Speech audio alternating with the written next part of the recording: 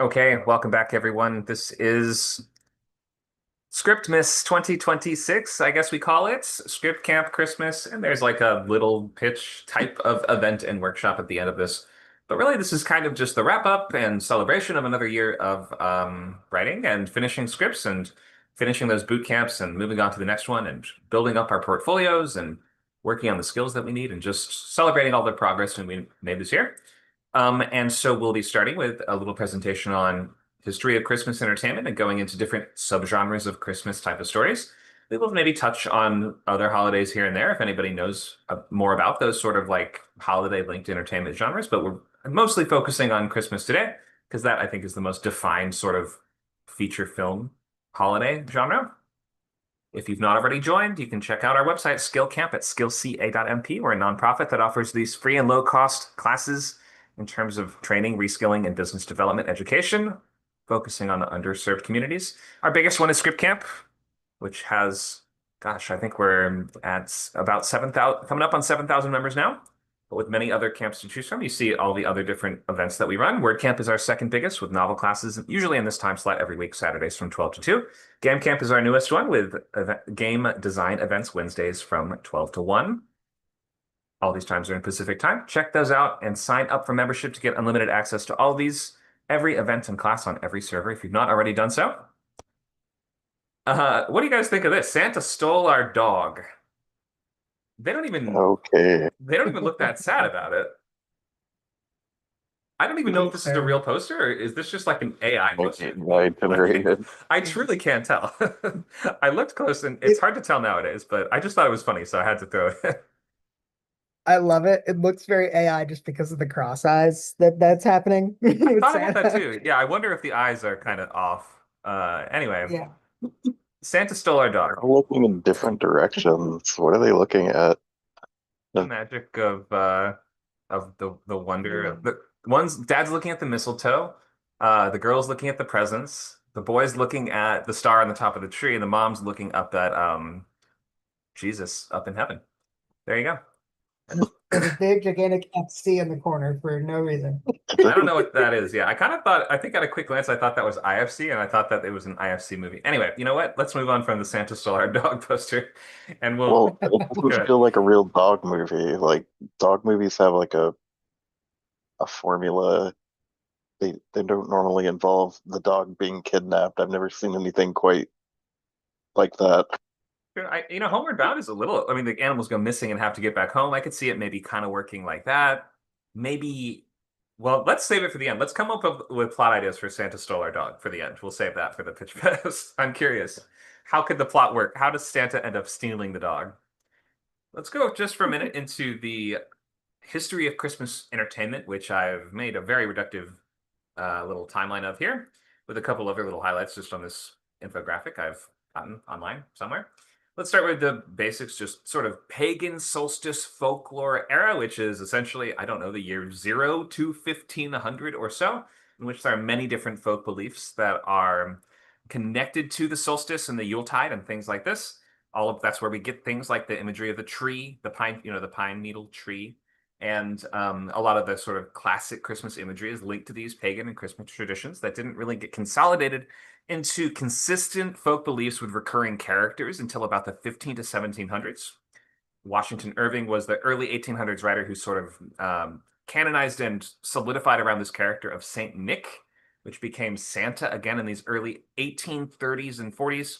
I think early 1820s is when we started to get those first images of Santa here. Yeah, here on the timeline here. 1823, the poem A Visit from St. Nicholas popularizes Santa Claus. Santa's appearance is finally fully formalized in the 1860s, but that's all after our key linchpin of 1843, Christmas Carol, being the template for future Christmas stories, centering the dramatic action and arguments around this Victorian moral based idea of the holidays and what they should mean, what they how we should live our lives not only on Christmas, but how we can sort of take that idea of Christmas and live with that all throughout the year, right? Christmas is not something you just do on the one day, but it's sort of a part of who you are.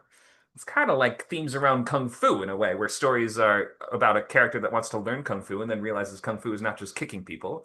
It's something that you carry in within you all the time and that you're always applying in everything from how you make tea to how you, okay, kick people. There we go. Santa Kung Fu. That's another underexplored genre. Luke, get on it. We have the commercialization era, which would be post-Christmas Carol, where now we have these really formalized icons, and combined with the Industrial Revolution that has allowed us to mass produce imagery of these characters, which can be used to sell stuff. So now we are seeing Santa become an icon for brands like Coca-Cola, which was, I believe, in the late 1920s and 30s, where that became sort of one of their main pushes of marketing. Santa can be used to sell anything, it turns out. And so that led to this really huge push for that commercialization, like mass producing and selling stuff kind of era of the late 1800s to early 1900s. I think all that sort of culminates and like transitions in into the postmodern period, in which now we are in the post-war era. We are now looking back at those old traditions and asking, what do they mean now? Are we going to keep up with them like this? What have they come to mean? And is that good or bad? That question of, is Christmas a celebration of wealth? Or is Christmas, again, that sort of like feeling that we have inside us that we can carry all the time, that sort of more religious idea of Christmas? Or is it, is it for kids? Is it something fun? Is it something somber and serious? We were trying to like figure out Christmas's identity, I believe, during that time. And the reaction to the earlier commercialized era gave us the big hits that are still really popular today, such as The Grinch and Charlie Brown, which would be like those sort of mid-60s reaction to commercial sort of Christmas story movies, or reaction to, monetization of Christmas type of movies. Remakes and rehashes were like, I would say 2000s up until now, where we saw reboots of everything and sequels and legacy sequels to everything from, and again, additional remakes of everything from The Grinch to A Christmas Story. Lots of nostalgia bait and familiarity, with occasional subversions and weird genre stuff, which would be moving through the like Bad Santas and things like this into the era right now of kind of odd genre takes on Christmas with movies like Violent Night, Dear Satan, etc. Okay, that I think is the sort of simplified Christmas entertainment timeline. Do you guys think I missed anything, or was there anything you'd want to emphasize or bring out in this? I think that Charlie Brown is one of the most important because up until that point, you had Rudolph came out the year before, and then Charlie Brown really kind of destroyed the aluminum Christmas tree market. So it literally changed how Americans view Christmas in terms of like what we decorate with, but also it kind of popularized Luke 2 more. And it also introduced jazz to a new audience. So a Charlie Brown Christmas album is one of the best-selling albums of all time.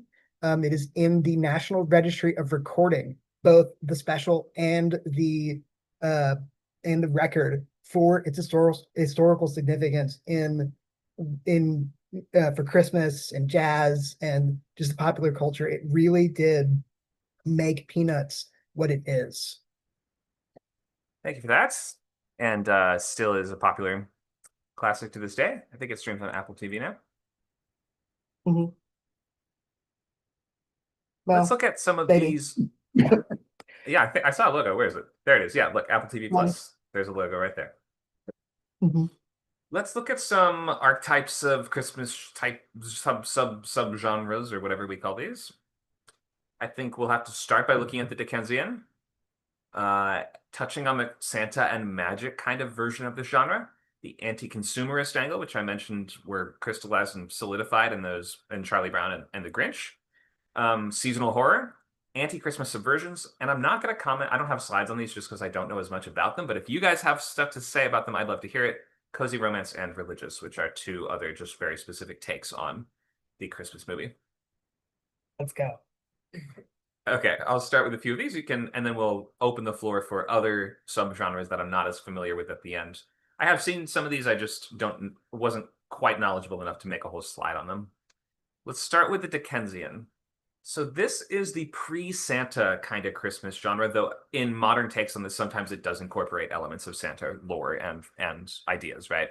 But as we mentioned, that the Santa Claus character was not quite popularized even his appearance was not fully formalized until the 1860s, right? So this was 20 years before that. This is sort of a consolidation of those early themes of Christmas We are looking at the, again, Victorian ideas of what this should mean. And I think a lot of this does come down to it's like an early version of that kind of anti-consumerist sort of approach. Although this was before Christmas was fully made into that material pursuit. So it is kind of like looking at the idea, like those attitudes that led to that commercialization of Christmas, maybe, which would be greed.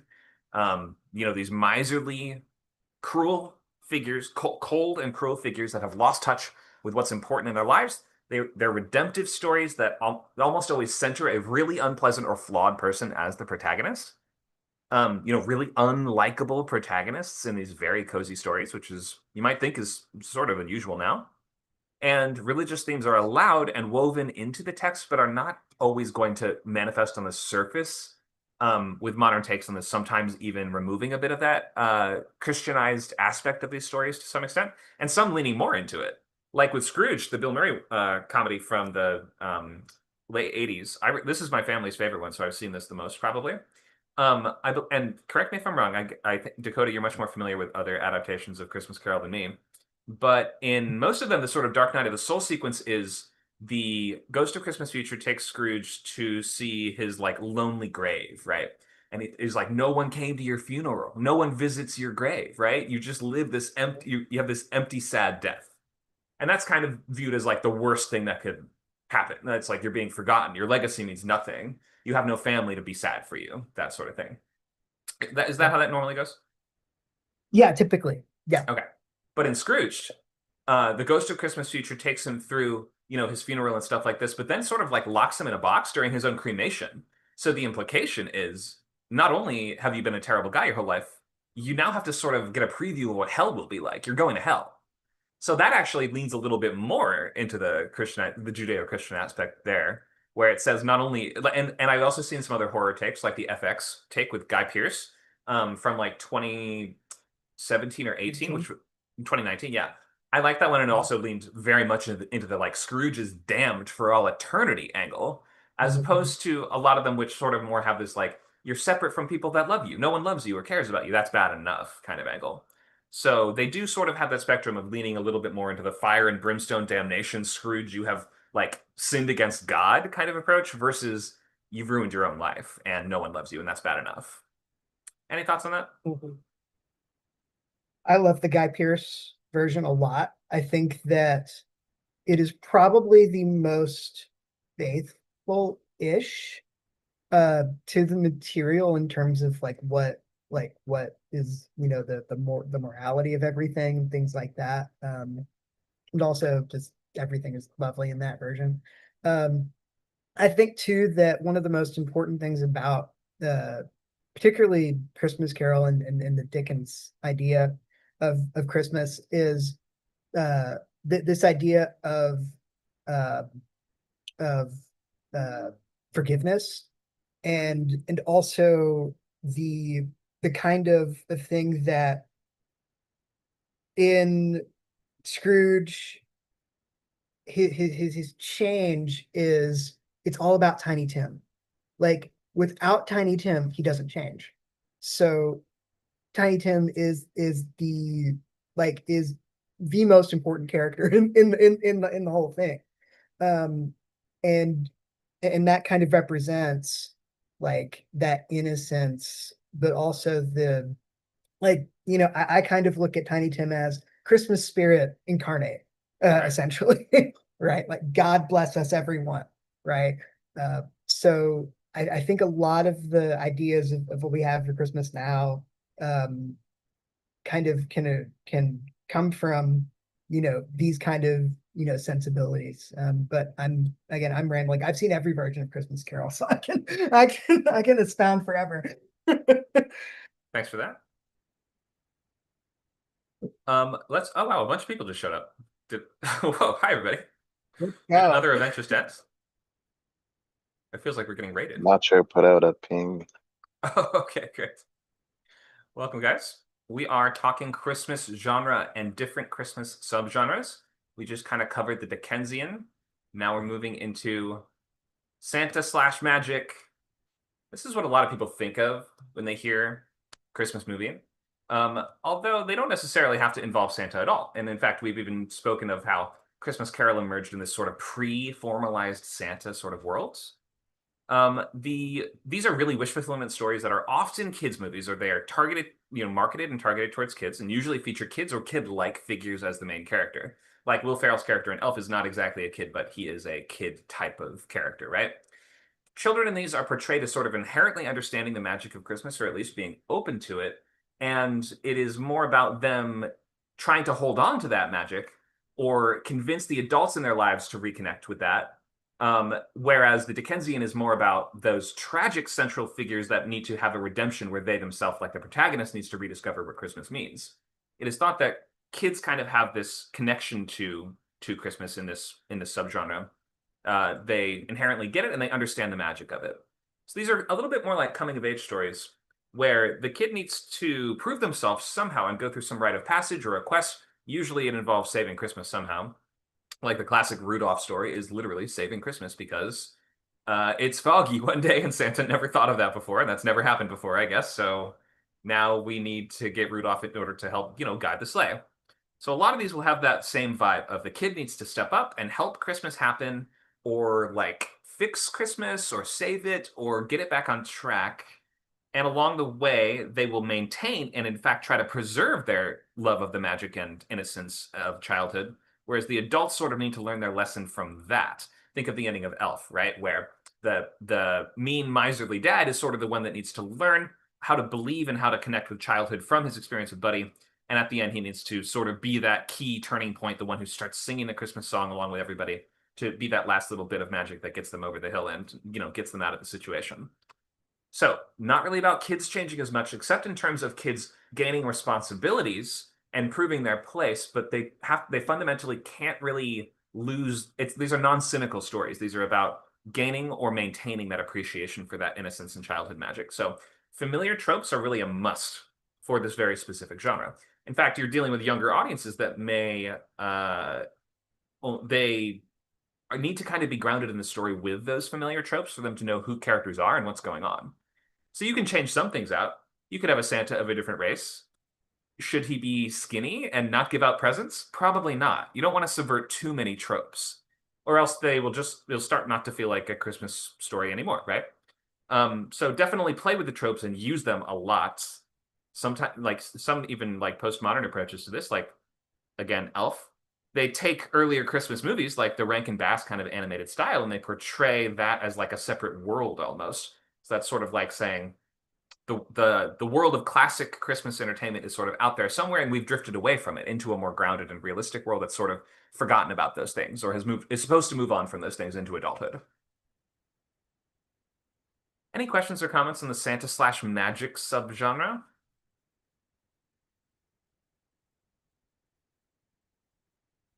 I think there's a movie called Arthur Christmas that's a good example of this, grounding the familiar tropes, but sort of expanding on them. So Santa, his sleigh is like a giant spaceship almost kind of thing, and there's a whole like army of elves, and uh, the North Pole is, I don't know. There's yeah, you can see the interior of the ship there in that screenshot. Is And it? that's the exterior. Oh, That oh one's the wow. interior. It's like the spaceships from Wall-E, kind of, except they're staffed all by elves.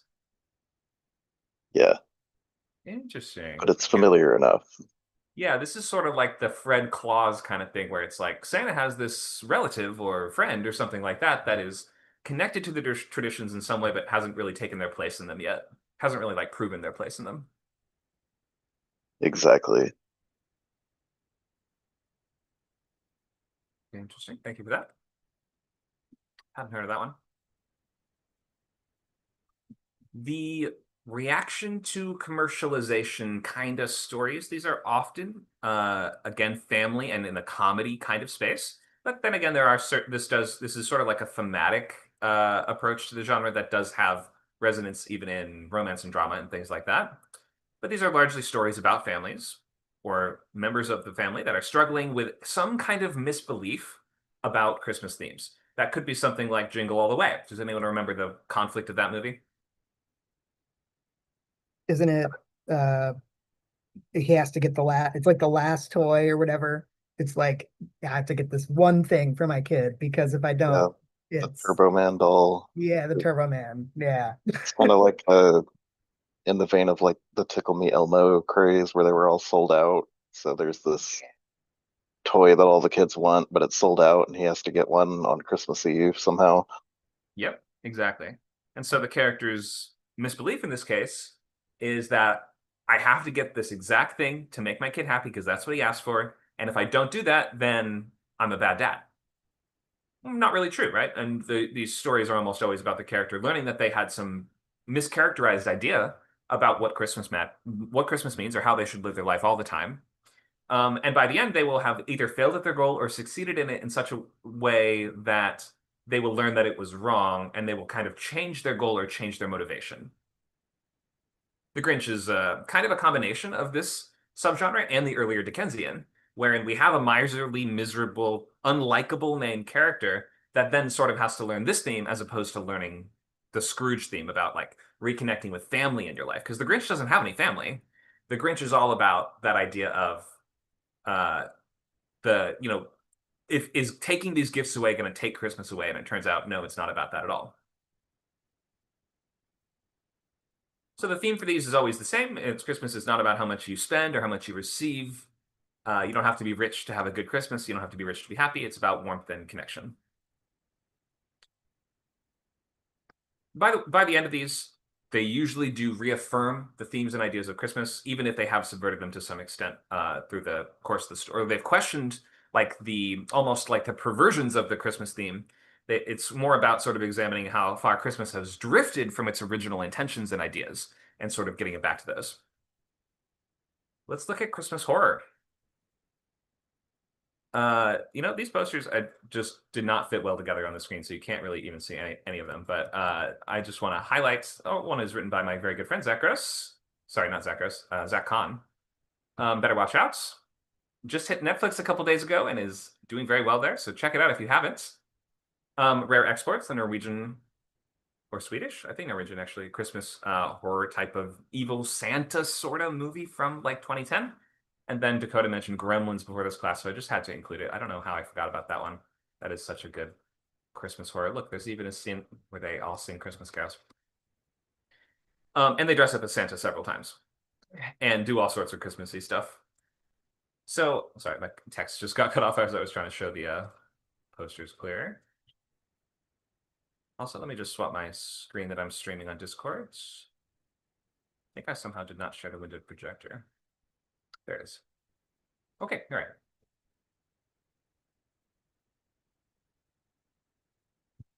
All right, so Christmas horror. Horror is actually really woven with Christmas, more than you might assume. There are lots of cultural traditions around the world that connect scary stories with Christmas. In some countries, telling scary stories around the Christmas Yuletide or campfire, things like this, is much more the norm than telling cozy family stories, right? So, and especially even looking at Christmas Carol, which we always sort of have to come back to. There's a lot of horror in that story. Because it's sort of about this inherently frightening idea of realizing you've lived your life the wrong way and everyone hates you, and now you have to change, or you're damned to hell. You're doomed in some kind of way. Either you'll die alone and forgotten, or you're going to be burning for all eternity, right?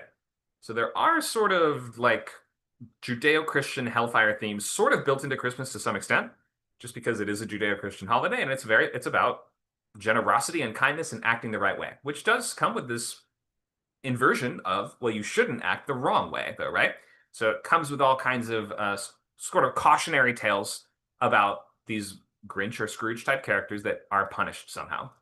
That's not the only type of Christmas horror. And if you even think of like other worldwide folklore traditions like Krampus or Ruprecht, these scary Santa traditions, they cross many different cultures, and they often center on folkloric figures that punish children for being bad, because we have this idea in the sort of like Americanized nice version of Santa is, well, he rewards you for being good, and the worst he'll do is give you a lump of coal if you are naughty.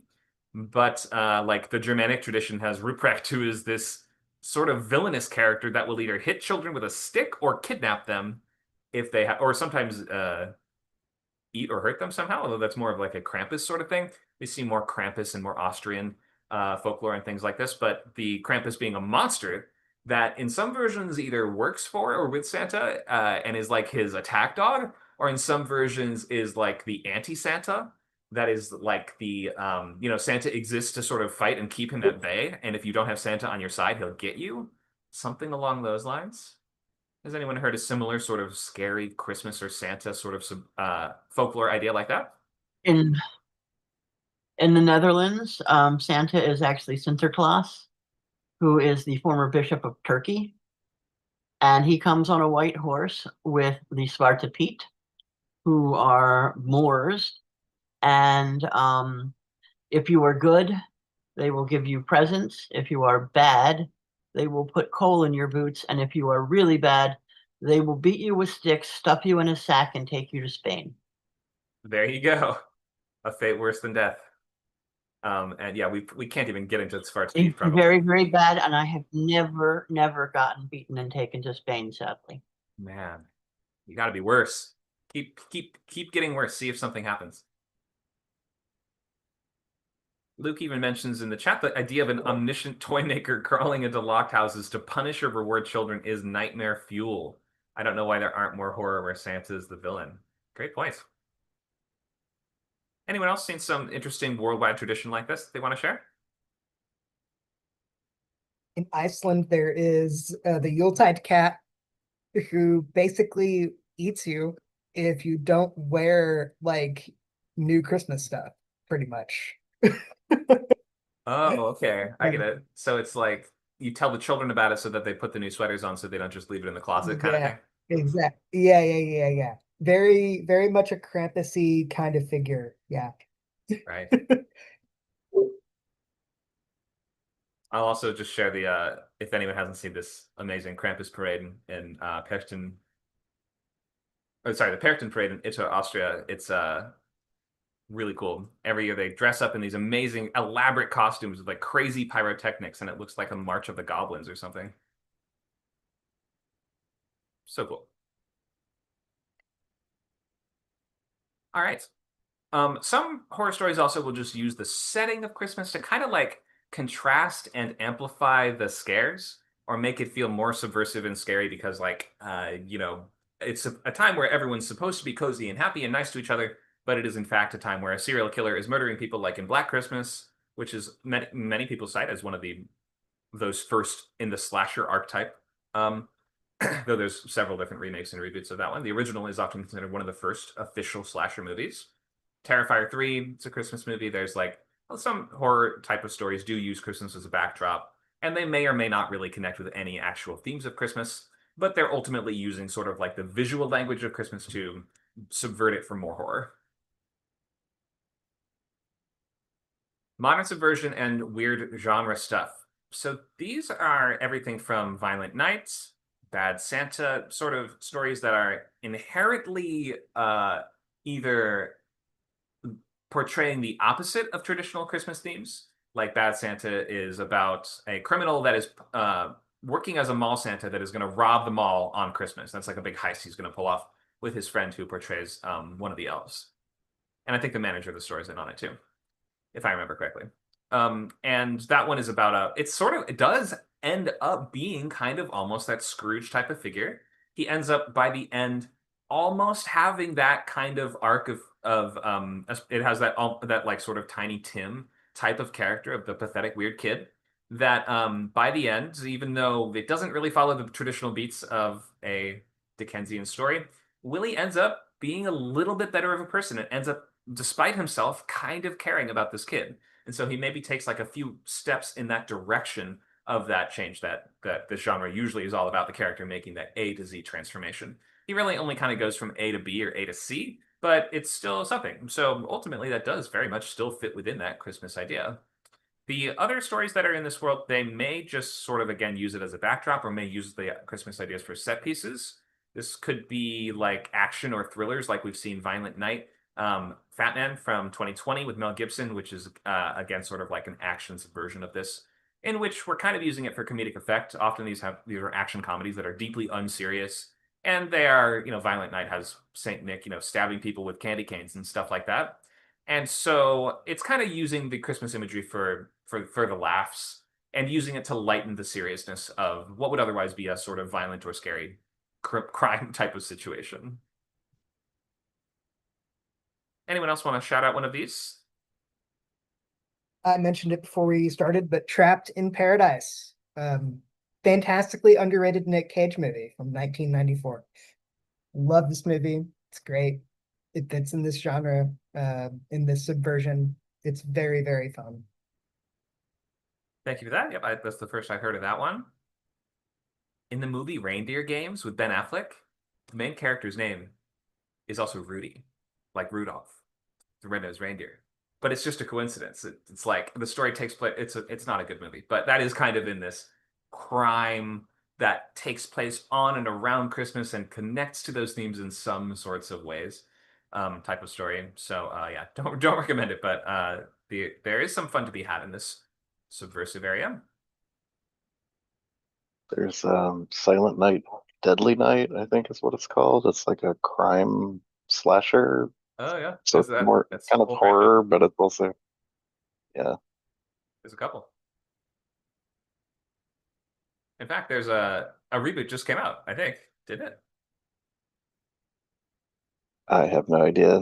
Yeah, December I don't 12th. even It know if came I'm out. thinking of the right franchise. You are. No, Is this 8 the days ago. Garbage Day one? I think so. I think, yeah, that's from the second one.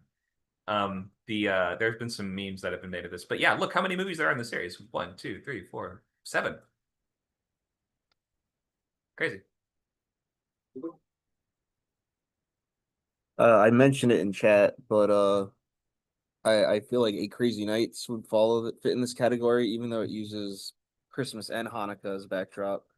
I feel like it falls within like the same tier as like Bad Santa in terms of the type of genre it's going for. Okay, good to know. I haven't seen that one. I kind of thought that was more focused on Hanukkah, but you're saying it has Christmas elements too? Well, I mean, it's around the same time of year, Mhm. and obviously, whenever Christmas is usually always going to overshadow Hanukkah, so it's always going to have. I just feel like it would count because technically, I think it would go. Even though it is a Hanukkah movie, I think it technically falls under that category. Yeah, holiday movie for sure. Holiday movie, yeah. Mhm. And yeah, they are very close together. I mean, Hanukkah ends on Sunday tomorrow.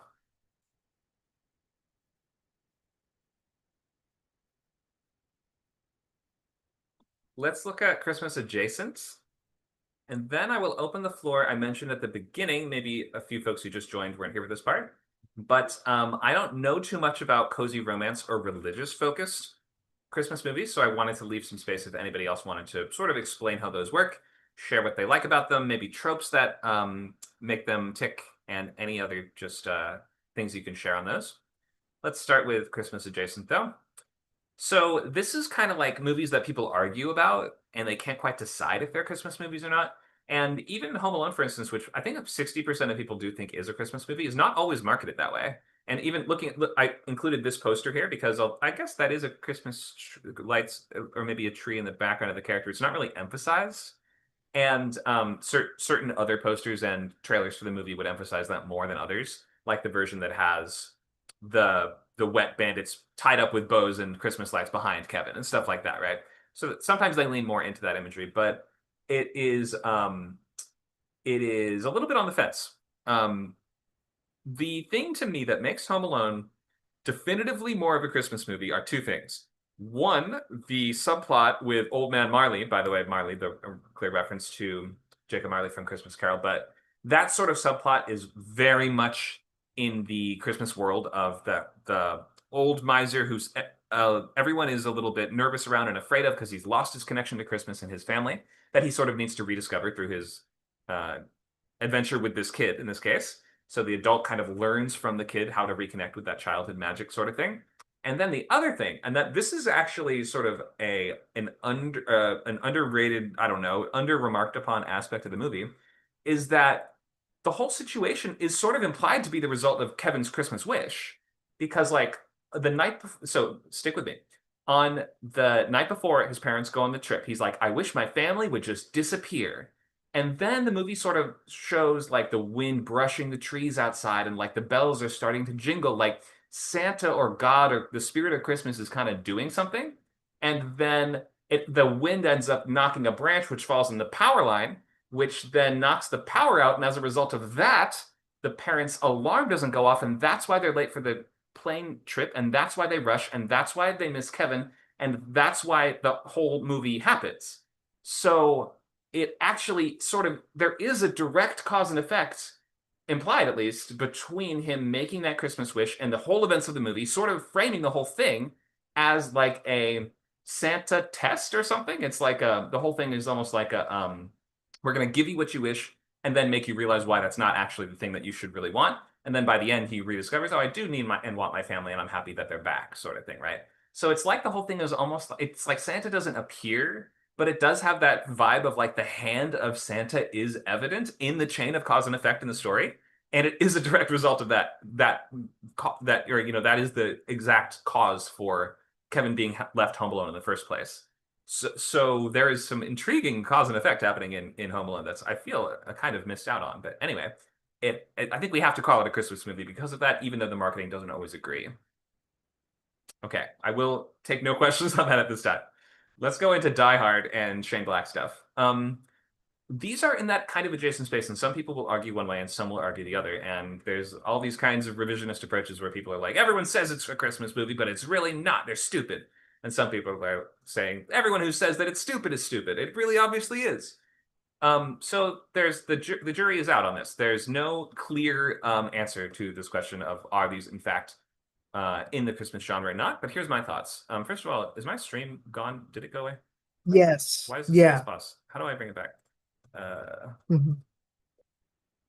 Let me change it, then change it back. There we go.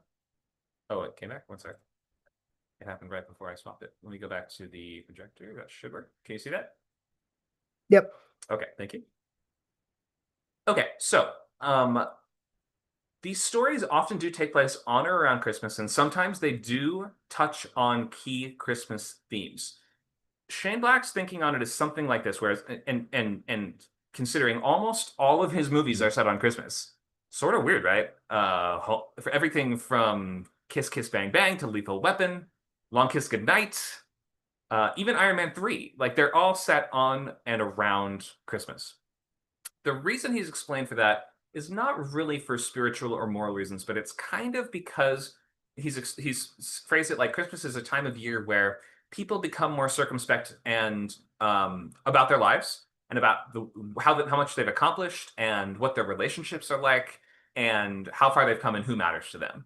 And so he chooses to very often set movies in and around that time because it makes for a good reason for the characters to be reflective about those things and for the characters to sort of decide who I want to be now. Like it's because Christmas is just a time of year where people decide, am I on the right course or not, and how they should correct from that. I think that is the extent to why most Shane Black movies take place on Christmas.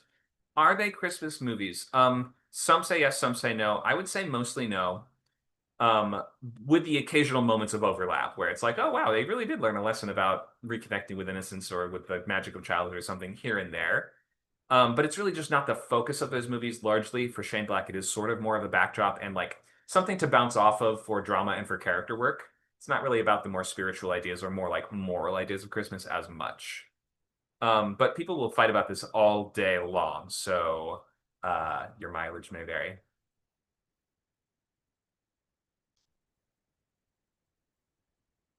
All right, so let's leave a little room. Does anyone want to speak to either cozy romance and holiday romance, I mean, or the religious focused Christmas movies, which would usually connect much more to the nativity or Jesus storyline or things like that?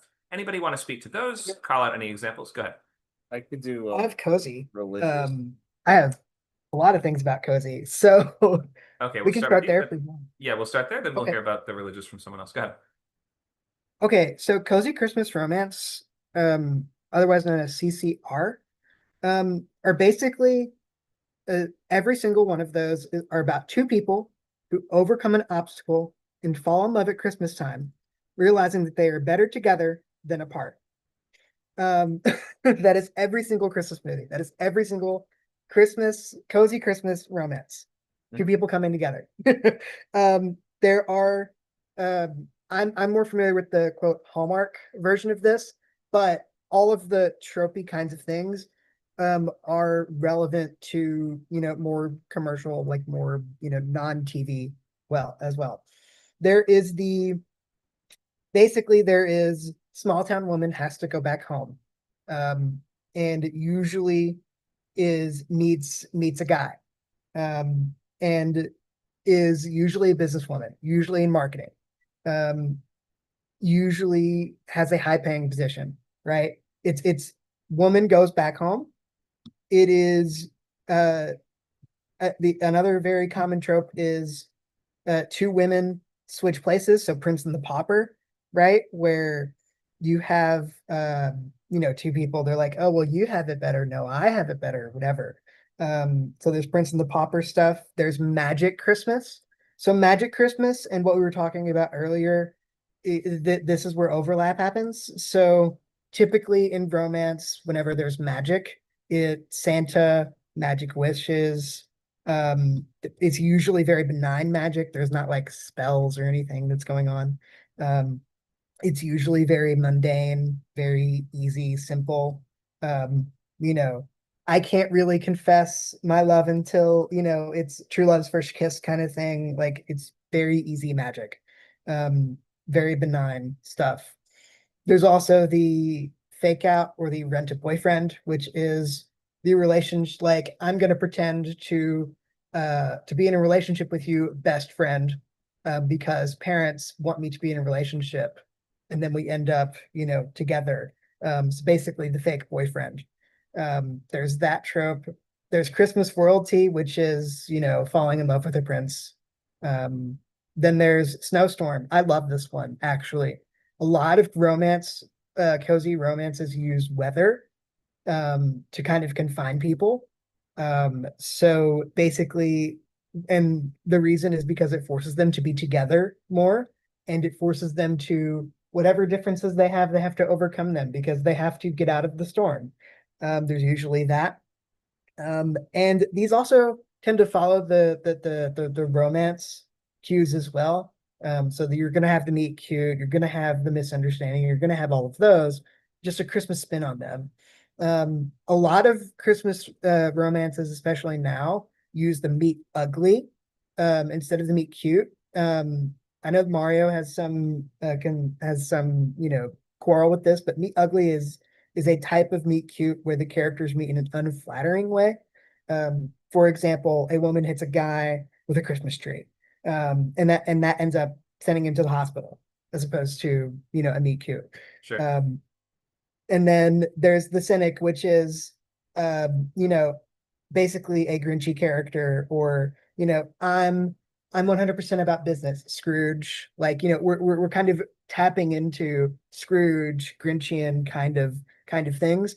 But the thing about this is that the cynic, it has to be like you still have to like them. These kinds of people are miserly to the extent of, yeah, I don't like Christmas, but I don't like Christmas treats. I don't like, like no, very mild ways. Like this is not like nobody wants to be super so anti-Christmas with this. Um, that's basically most of the tropes for cozy Christmas. All of these, this is not, this is just from a book that I that I got notes from. Um, but uh, but yeah, but basically it's all about, people coming in love, having an obstacle, and realizing they're better together. That is every single one. So that's it really when it comes to Christmas romance. So Thank you for that. And this is an extremely popular genre on TV, made for TV movies and made for yes. streaming type of movies will come up with. I think there's dozens of these per year. So there is a market for this. My grandma watches all of them. Hallmark did about 45 of them in like 2019 or something. Like there was a lot of these in There like you 1 go. year. That's just one A company lot. too. So yeah, you can probably Yeah, expect yeah. 50 or 100 of these a year, maybe. And on verticals, probably even more. Oh yeah. Thank you for that. I am not too knowledgeable about this, and that's why I like to open the floor to it sometimes. But I will say the one really, really important key trope that I do know for this genre also is happy ending. It's all about the happy ending. And that means, although your characters might have that division, they may even break up at one point, they always sort of come back together and we always end up in a fulfilling, lasting relationship. All right, let's talk religious Christmas type of stories. Does somebody want to give us some background there? Yeah, certainly. I feel like from my experience when it comes to religious Christmas movies, there's two types of Christmas movies. Most follow they'll either follow a drama like port text to film portrayal of the scripture, or it's an adaptation, usually from another character or set of characters' point of view. So, like 2006, The Nativity Story. That one is a more serious drama retelling of the Nativity Story. That one has Oscar Isaac. I think it's one of his first films, like major films he was a part of. And that one will pretty much be very, told very straightforward, very nonfiction, uh, retelling of the journey, the story, the journey of Mary and Joseph, and their voyage to Bethlehem. Um, and then the other side of it, you kind of have from a different perspective, usually told in a usually it's an adaptation that would fall under fiction, like, or loosely based off of something. Uh, there was Sony Pictures had The Star, I think, which was mainly focused around a lot of the animals from the that surrounded the manger. There's the Little Drummer Boy from Rankin Bass. They may not be the most they may be kind of they're adaptations in a way that I'm trying to think of the word embellished, but they still focus on the same. The story itself is kind of pretty much the same ending, same beginning. Um, it doesn't change a whole lot because there's not really much you can change, with the a story from scripture. But those are examples that come to mind. I highly recommend the Nativity Story. I think that one was done really well. Thank you for that. It's really short and sweet, but Thanks a lot. And maybe we can also consider like movies like It's a Wonderful Life that they aren't a retelling of anything, but they feature God or other religious like Judeo-Christian figures in a really straightforward and serious way. Like they are characters in the story. yeah, great point too. I thought about this when I was waiting, and I slipped my mind for a second. But going back to Home Alone, I think Home Alone has a lot of Catholic undertones in it, which Sure. especially with like Marley's character, how the church was a safe space, where Marv and Harry just that was the last place they wanted to go to when following him. It's religion is gonna play a ton with Christmas films because it's just like the reason for the season, for lack of better words. But it's definitely I feel, yeah, it's gonna be there's gonna be a presence in it in every type of genre, which makes it really cool. When there hasn't been but when it comes to like straightforward retellings of it, it's usually done in a way that pretty much is the same story. It's just either told in a very accurate portrayal or in a very embellished way. Um, Thank you for all that great info. With regard to the Rankin and Bass, or I'm probably saying that wrong. The sort of claymation ones. Nestor the Long-Eared Christmas Donkey is a really good example of one that, sort of is a way of explaining it to children. The story and the importance of the stories as viewed through the eyes of, Nestor the donkey who he rode, So I Right. don't know, I always thought that one was a fun one when I was a kid. I really loved Nestor. Allegory. Yep. Great tool to use there. Luke, would you like to speak to this topic? And Oh then yes, I've you had seen a a couple ton of other these. thoughts, so feel free to share whatever you'd like to say. Go ahead. Oh my God. So first of all, I would not consider It's a Wonderful Life a religious Christian movie in that sense. It's sort of like religious adjacent. If Okay. it's not explicitly about Jesus with a capital J, then I don't consider it in that genre. Uh, I have two sort of main types, and I can sum it up with just that phrase. Jesus is the reason for the season. That is what these movies are about. You have your nativity movies, which we've discussed at length.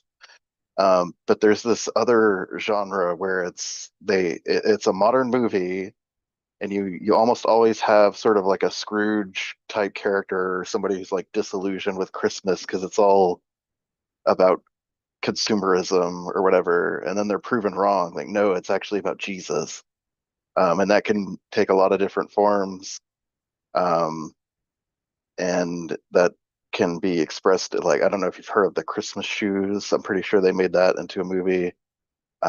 There's Christmas with a capital C, which takes sort of this um, Hallmark movie romance formula and then throws in a plot about, I don't know, people trust kind of thing. And, we have to come together and learn that, oh, it's not just about trees and music, it's about Jesus. Saving Christmas, Kirk Cameron. You have a character who's cynically named Christian who is upset with Christmas, and Kirk Cameron has to show him, like, no, it's really about Jesus. So that is a very, very big part of this like religious movie genre. It's just take a modern story, a modern movie, anything, and make it about Jesus. Have your Scrooge character become enlightened by the end. Um, and now it's the Grinch, now they're extra Christmassy by the end. Um, I forget what I was talking about earlier. Oh, the thing I wanted to share earlier was just movies for the um, Christmas adjacent. Um, Trancers. I don't. Nobody has seen this movie except me and Dakota, I think. It was Helen Hunt's first movie. It's about a cyberpunk detective who goes back in time to 1980s LA to hunt a psychic killer who controls people called trancers. And it takes place during Christmas, so it's Christmas adjacent, and it features like a kung fu fight with a mall Santa and at the midpoint. So you got to see Trancers. My It's God. unforgettable. Yeah, his name is Jack Death. Yeah, it's What a so good. what a fever dream. Yeah. Edward Scissorhands. I mean, there's a bunch of Tim Burton movies that are Christmas adjacent or out and out Christmas movies, but you have Batman Returns takes place around Christmas.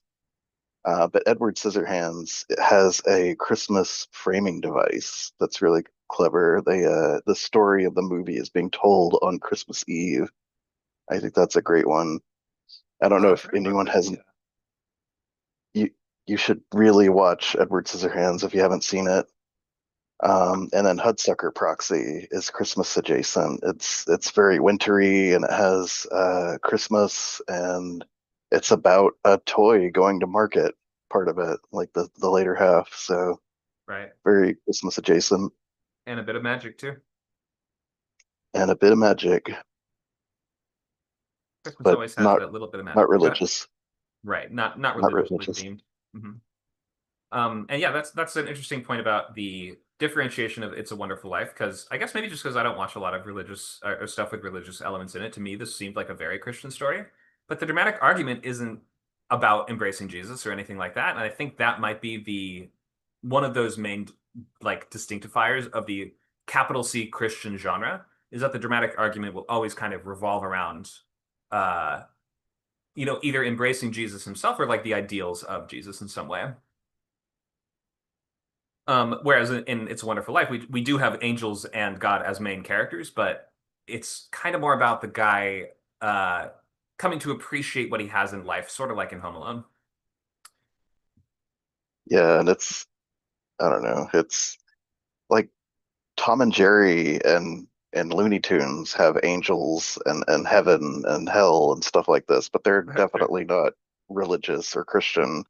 It's just Yeah, that's a good point. But I guess that was at a time when those were maybe more normalized, and like you don't really see that in yeah, modern kids' cartoons. it's just part of the culture. Right.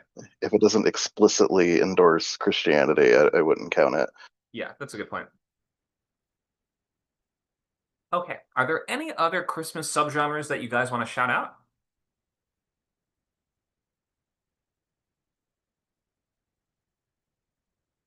We've covered a lot.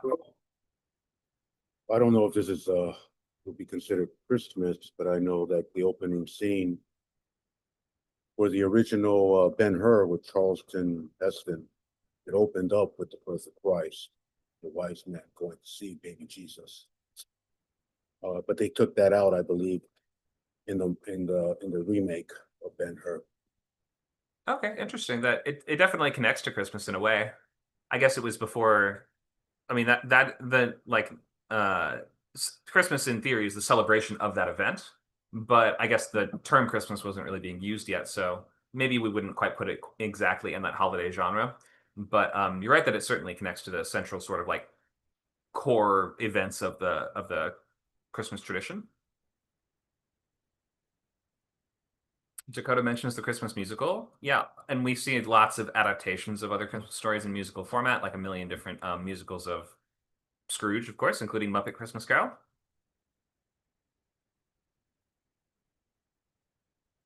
The Star Wars holiday special. Actually, the holiday special kind of is a separate subgenre in a weird way, isn't it? Like the Yeah. sub genre. It is. And I mentioned the Doctor Who specials in chat. They're all they cover each genre we've talked about, including horror. And even like Have they even done a this. musical one? Go ahead. I'm sure they've done a musical one. You did a musical one. I don't remember that. I also remember that sitcoms there's sort of a tradition that sitcoms will have holiday themed episodes too. So like all the major sitcoms, there will be every year. So there will be around Christmas the Christmas themed episode, which will take elements of the genre. Well, that was sort of why the Chevy Chase vacation movies absolutely had to have a Christmas vacation. Right. The community Christmas episodes were always so good, including the Rankin Bass one. Community was well written. The Office one with the white elephant is really good. Yeah, that's a classic where uh, Pam brings the oven mitt and Ryan brings the video iPod. Yeah, good times. Plus, there were always the Peanuts movies and things that you waited for as a kid all year, to see the Peanuts Christmas movie and Oh, yeah, we touched on that one. What about Yeah. the Christmas creature feature? I know it's just a subgenre of horror, but there's so many of them, like elves and Krampus and this kind of thing. Yeah, good point. We do have gremlins on here as well. Yeah, Christmas creatures are a time-honored tradition. We mentioned some of these evil folkloric figures that sometimes can be a subversion of things that we know, like Rare Exports, which kind of reframes. I think they initially think that it is like the kid thinks it's an evil Santa, but it turns out it's like a race of Santa's wicked elves. They just kind of look like that, and there's a bunch of them. There's more than just one, so that's kind of an interesting one. Are there I any think Christmas sports movies? The only one I can think of is Rocky 4, but that's like Christmas adjacent. It's not really a Christmas movie. There's gotta be. So Red If anyone One, knows one. Go ahead. from last year played well, or it played around with a lot of folklore figures around Christmas time. They tried to kind of mix. It was almost like a blend of the Santa stuff, and then it tried to blend multiple genres together, which is admirable. Yeah, sometimes we see other holiday characters kind of all interacting in the holiday canon, like in Rise of the Guardians or The Nightmare Before Christmas. Mhm. Sometimes we imagine they have some sort of community with each other where they're like friends or they're enemies or they know each other or they live in separate dimensions or something. there's so many of those. That's got to be a genre by this point. The The sort of like Christmas holiday cinematic figure. universe. Yeah, the Xmas MCU. I think they typically do fit into the Santa/magic kind of space. I guess by definition they sort of have to because they have like Easter bunnies and stuff. Although I guess is Nightmare Before Christmas kind of a Dickensian? Is Jack kind of like that? I guess it's more of a Grinch type, isn't it? Where doesn't he try to steal Christmas? I forget exactly the plot. I think Yeah, but he's like super like cynical. Like he's like ridiculously excited. So he has kind of he's not like he's trying to steal, but like in a lighthearted-ish way. He's not really Grinchy about it. No, I Doesn't he think he get? wants to embrace it, but he only knows Yeah, so much about it. Oh, so he has the wrong idea of what it's like because he only knows yeah, Halloween. yeah, That's right. He lives in a yeah. world where everything's scary. There's I hate to say it, but does that make Bad Santa Dickensian? We talked about it a little bit. It kind of ends up a little bit being one of those by the end. Like a little bit. He makes a little change. It's not like that diametric change that Scrooge makes, but it's like a step from A to B. I would must you have missed say that moment. anything with like ghosts or wishes sort of falls under the Dickensian umbrella, like that movie Jack Frost, if anyone remembers that, or Oh yeah, with Michael Keaton. Where he yeah, I possesses think the so. snowman. Yeah, Yeah, it's basically a yeah, talking cat movie, but with a snowman. Yeah, it's sort of like yeah, Frosty, yeah, but with the soul of your yeah, dead dad becomes Frosty, if I remember correctly. Yeah, pretty much. It's kind of the Santa there's magic genre without the Santa. yeah, there's a lot of Yeah. like sentimental Christmas movies that involve like ghosts or loved ones coming back or moving on or this kind of thing. That's true. I think yeah, they'll be either in Dickensian or Santa magic. There's a lot of crossover there. A lot of romance uses, uh the I call it the Pulp Fiction token, so like with the watch, right? But in the romance, it's like this is the ornament that my great grandmother, or this is the special spoon that that my great grandmother who's no longer with us made the thing, and it's like it's the special thing that makes Christmas what it is or whatever, and it's super important, and it ends up being like no, it was the person that made it, it wasn't the thing. Oh, right. Yeah, It's the yeah, magic so was those are inside you all along. yeah. Yeah. There's always some kind of like conduit. There's always like, an ornament, a snow globe, a baking dish, a thing, A cookie recipe, perhaps. a cookie recipe, a blueberry farm. You and your blueberry farms. I feel like you've got to have one in your movie. Yeah, You're still writing that holiday romance one, yeah, aren't you? Okay. yeah, yeah. Call it the Blueberry Farm. Yeah.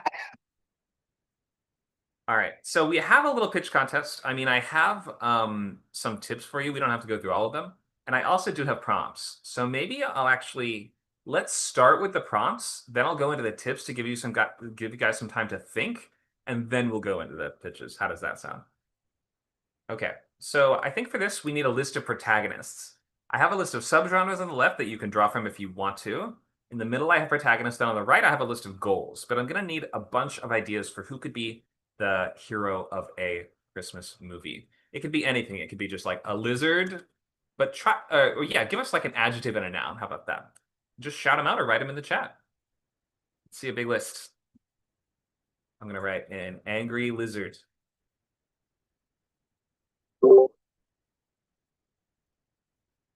a happy-go-lucky blueberry farmer.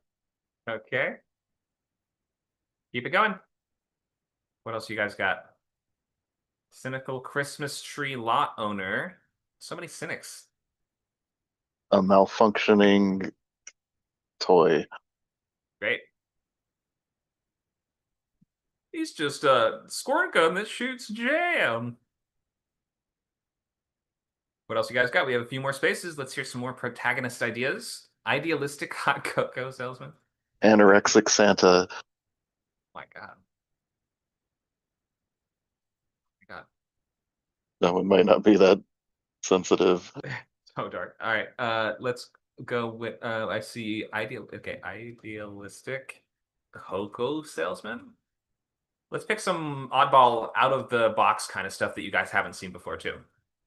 Like let's hit like 2 or 3 things you've never seen in a Christmas A movie. militant pangolin. A militant pangolin. Thank you.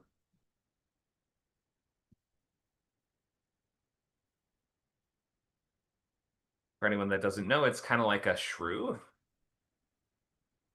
It's like an armor. It's like a Pokemon. It's like an armor, yeah, or an armadillo kind of thing. Yeah. They're really cute, but also indestructible. Okay, let's do one more weird prompt for a protagonist.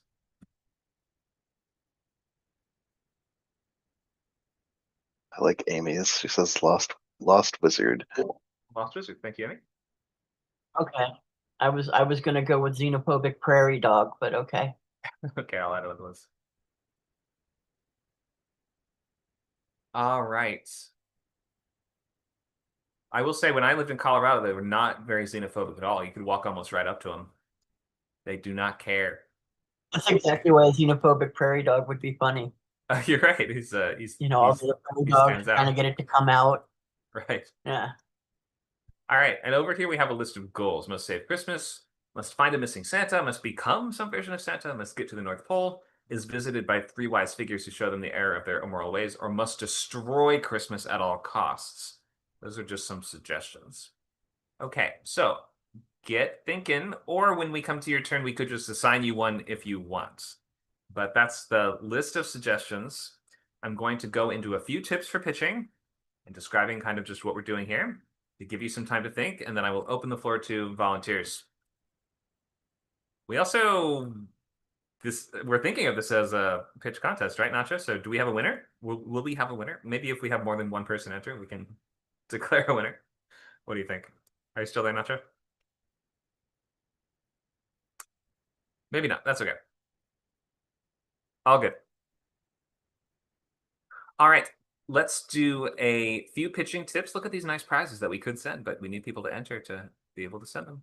This beautiful coffee mug. And this nice stretchy t-shirt. The new version is a little darker yellow than that. And the text doesn't wear off as easily, and it's much softer. The new shirt is very nice. I wear it on stream and to events. Okay, couple ideas on what we're actually doing here. You don't have to go into a full, beautiful, perfect pitch for this. This is to have fun. We're at the end of the year. We're having a little party. You can brainstorm and think of just what would be some things that could happen in that movie and what would that generally be shaped like. But the nice thing about working that way is that, well, the more you do that, and especially if I'm there weighing in constantly, and I'm trying to get better about jumping in too much, so I will let you just simply speak. The nice thing about simply talking about, well, what would probably happen in that? What are some things that might be in that movie will lead you towards a structure and will start to allow you to make choices and start to put things in a row. I think people freeze up on this a lot of the time when they're like, oh God, I have to tell this sequentially in order. I have to start with the cold open, then go into intro. Then I get stuck on something in the intro. Now I can't figure out the catalyst. What do I do? Don't get hung up or stuck on it. You have just talk more generally, more broadly about the kinds of things that would be in that movie. And that will start leading you to the point where you can begin to, if you want, arrange them sequentially and think of how would that actually flow from event to event. Don't feel like it has to be perfect right away. You're talking around the idea. Start from a high level. Think of what sort of movie would that be? What subgenre would that fit into? What would that poster look like? What would the core appeal of that be? What would some of those premise scenes look like? You should be starting from like the overall picture, zooming in on the middle of the movie, and then seeing where that leads you. And from there, maybe you can arrange that into something that has a beginning, middle, and an end. It's okay if you can't get it right. Don't feel pressure. It's just for fun. So try to just, you can just start talking and see if you land on something if all else fails. It's a tried and true improv type approach. So yeah, just have fun with it. In general, if you wanted to do a perfect, amazing pitch, you would lead with your comps or explanation of the tone, or just, I mean, since we're in more of the brainstorming pitch kind of world, just start with like, what does that make you think of? What kinds of ideas does that give you? What are some scenes you could see from that? What would the main character kind of be like? Just start like really high level before you dig down any deeper. But it can be helpful to start with, oh, that would be like a pulp adventure, sort of like The Mummy. Something that just clarifies exactly the kind of thing you're trying to make. Focus on that main character and on their journey and progression through it. We should be choosing that main character carefully so that they are specifically tested by the events of the story. Like, unless Scrooge was the most miserly guy of all time, it wouldn't really be that big of a change or that big of a character arc for him to become the most generous guy of all time, right? So be thinking about why this specific character and what traits of theirs are being uniquely tested in the crucible of this second act, and keep their motivation and urgency high. It should never really feel like they could leave at any point and be totally happy and fine. Once they're committed to the events of the story, they have to then play that situation out to the end to achieve their goal. Movies are about situations that can only happen one time in one way, not about a repeatable series of situations that could happen 1,000 different ways. So make sure it feels like not a setup, but one specific execution of a story. And if that requires you to just make arbitrary choices as you go through it, you should. And then Santa comes home and he meets his brother, who's a lawyer named Joe. Like, rather than just saying he meets a character and this character would do blank and he or she would do blank. Like, anytime you're saying he or she or this character, anything, means that you need to make a more specific choice for the most part. So don't leave things vague. Just be arbitrary. Make strong choices. Makes it more fun. And then what syndrome is often where these run into, and we might even hit this today in a certain way if you you come up with a setup, but then just don't tell us where it goes, right? Here's a character, here's a situation, the end, rather than telling us, and then escalates like this, and then it gets crazy when this happens, and the midpoint this happens, and everything changes, and the stakes go sky high, and then our character is forced to dig down deep and change in this way. Like, you don't have to hit every single beat perfectly. You don't have to like illustrate this beautiful, amazing arc off the top of your head, but try to have a sense of like, how does this build? What is it? Where is it leading to? And how does it actually change and evolve as things get harder and more challenging for your protagonist over the course of the story? And last, we have just execution dependent, which is a big red flag where you're like, I don't know, it would just be funny or something like that, right? Where you're kind of relying on production elements to sell the idea. Whereas when we're approaching this as writers, we need to be allowing the idea itself to sell the story and the characters to like make good on the promises of that story, etc. So try not to tell us an idea for an idea, which is like, where is it?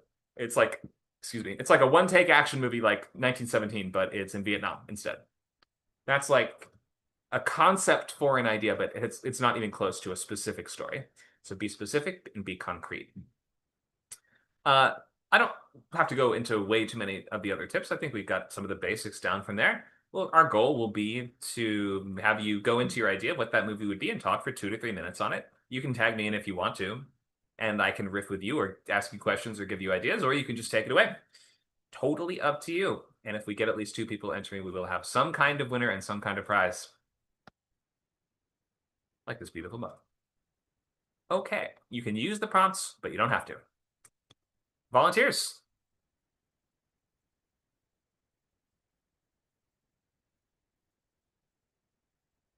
I mean, I will if nobody volunteers. I just want to try some of these prompts. Like the Hunger Games. I will volunteer. I can start. I already offline for one. So awesome. Thanks, guys. Me or Reaper have to start.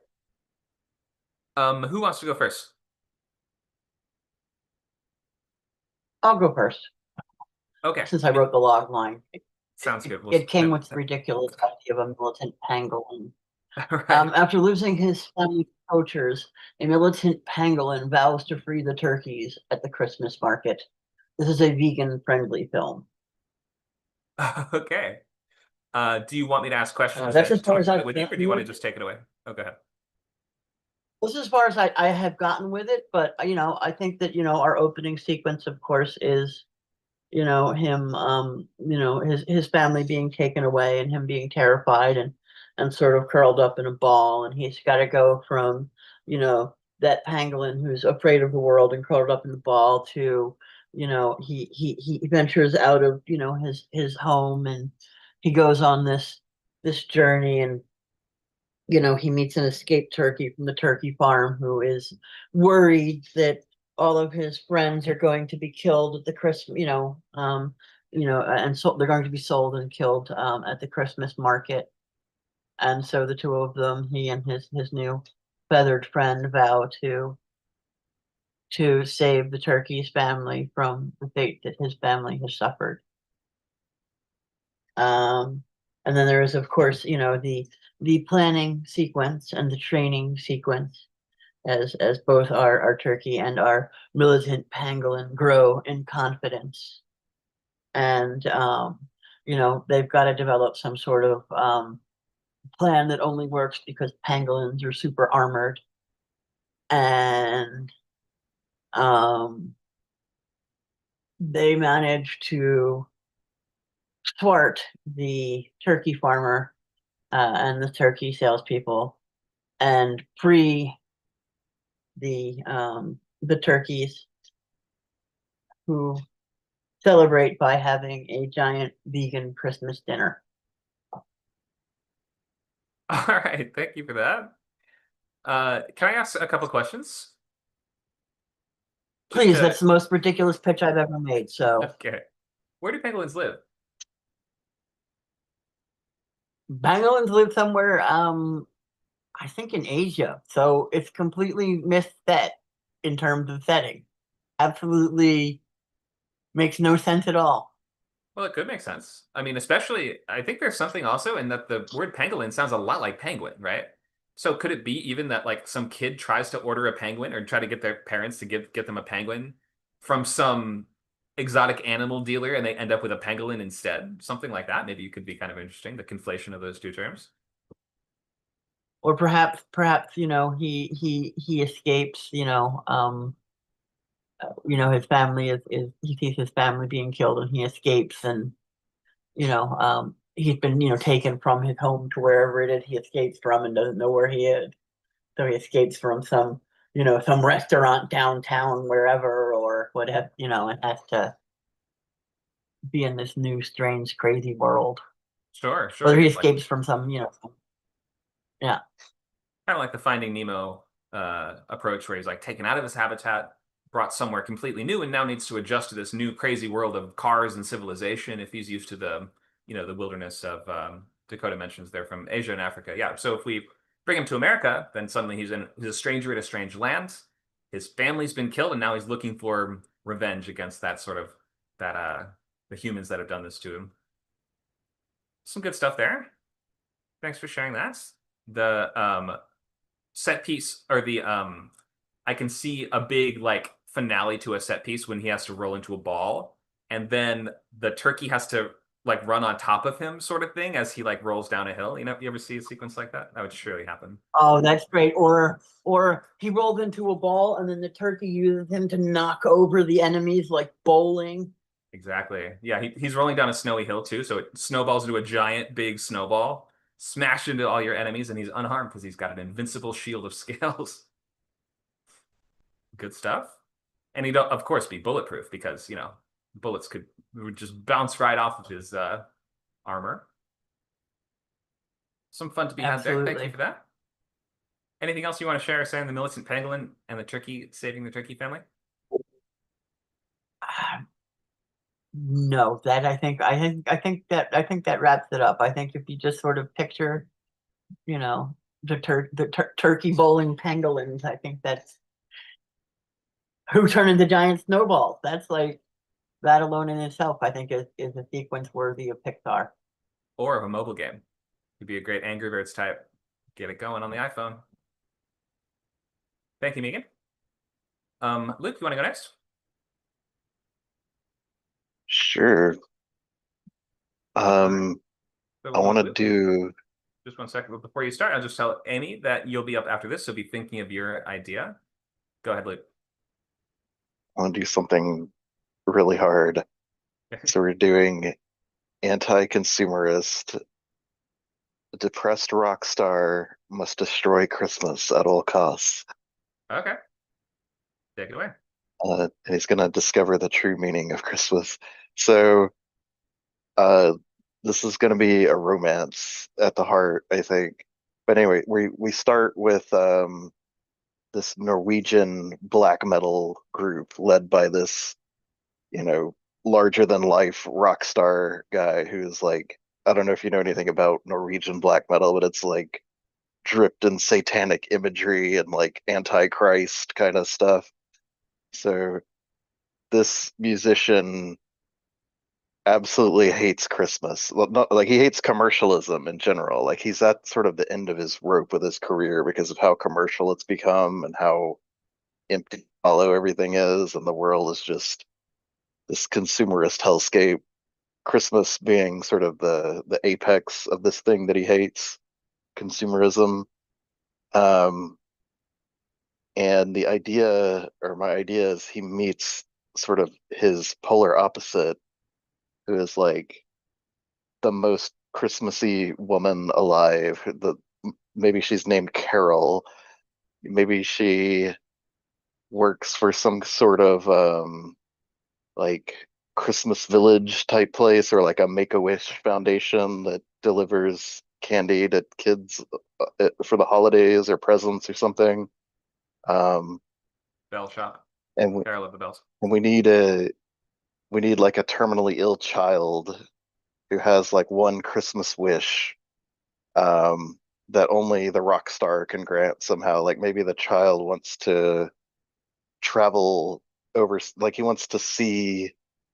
Let's go with the Christmas village idea. Like maybe there's some, like if it's in Norway, maybe there's some place in like I don't know, Austria, Germany, some there's got to be some town that's just like the most Christmassy place on earth, and this kid wants to see it more than anything before he dies of this terminal illness. Um,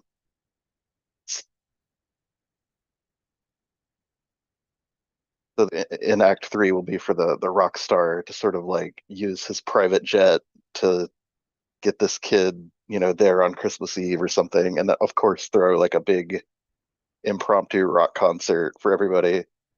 Um, yeah, the details of the plot are a little vague in my brain, but I think something like that could work for sure as a just a premise. Yeah, If definitely. I you want to mean, start poking holes in it, asking sure. questions, you can go ahead. Sure, sure. So this is kind of, I mean, it reminds me a little of the Bad Santa dynamic of like you have the amoral main character that's forced in some sort of proximity or partnership with the kid that then by the end, although they start really resistant and cynical, they have gained some, they've, reconnected with that spirit of the true meaning of the holidays and become a better person. I mean, for some reason, I'm only saying Jack Black as this character, even though he's not Norwegian, but I would be if you want to take it in a comedic direction, yeah, for sure. were you thinking this would be a serious drama? I was thinking it'd be more, yeah, more dramatic, you know, more like a little bit satirical, maybe. I don't know if you've seen like Walk Hard, the Dewey Cox story. It's like a parody of these musical biopics. So we go with sort of this dark tone, but it's all kind of tongue in cheek. You know, it's like this rock star at the, you know, having all these problems and dealing with drugs and addiction and like, you know, the his life unraveling all around him. Um, but then insert him into this like cozy, feel good, like Christmas movie kind of thing where he, you know, gives a Make-A-Wish kid his final request or something. Sure. Um, It sounds comedic, a little bit more comedic to me, maybe just because I'm only seeing comedy set pieces from it. But yeah, I think if you were to take it more of satirical or parody. yeah, that could definitely work. I mean, it could also work in a straight serious movie. I guess I'd maybe the want fact that somebody you more called her like Carol made me think it was more good. what's that guy's name? Like Sven, or Thor Sven Olsen. I'm butchering his name, but some like big like muscle man rock star type guy. Or maybe somebody more like the Crow, like kind of stringy, strung out looking. Um, but probably not Jack Black is how, Okay. at least in my imagination. So okay, you'll go with the grungy kind of rock star, not the funny rock star. And if I was understanding correctly, you're saying the woman he meets is the one that ends up being the one working with this Make-A-Wish charity, and that's why he is going on this trip with both her and the kid. I think so, yeah. I think she would be uh his sort of gateway into like humanity and like, Yeah. oh, you're actually like a good person and you're like helping all these children and you're doing something non-commercial, which is my whole, the thing that's been killing me is all the commercialism. So yeah, Maybe I even think it could work.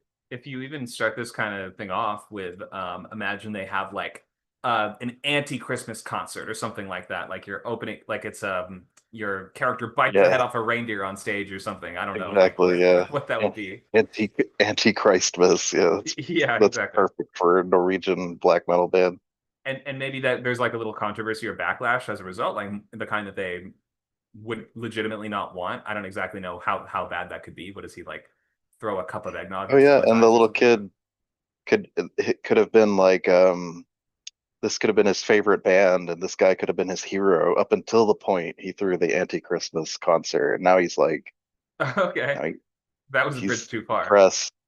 Yeah, he's Right, right, depressed. He's sad because, his hero hates Christmas and but he loves Christmas because right. his best friend, this woman, is the Christmas lady.